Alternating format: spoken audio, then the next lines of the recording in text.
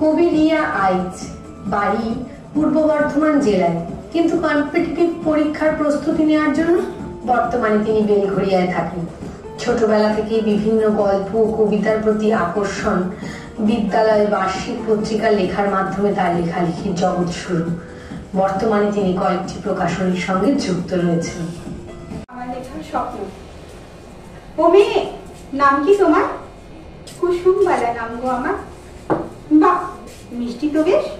তা বসত কোথায়? এই যে আকাশ নিচে এত জমি, থাকি হেথায়। পড়াশোনা কোন ক্লাসে? সারাটা দিন বেলুন বেচে দু একখান নামটা পড়ি দিনের শেষে। বাবার পেশা? বাবার মুখ তো মনেই নেই, কবেই গেছে ছেড়ে। মা বলেও লোক সর্বনাশা। তবে চলে কি করে?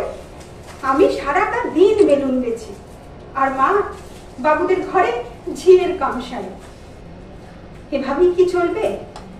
পড়ালেখা শিখে আমিও যেদিন বাবুদের মতো হব, সেদিন দুনিয়া বুঝবে যুদ্ধ সবার নিজের মতন, একমাত্র জীবটা হলো সত্যি। মায়ে ছিয়ে দেখিয়ে দেব আমরাও মানুষ বটি, কেউ নই এক রত্তি। নমস্কার।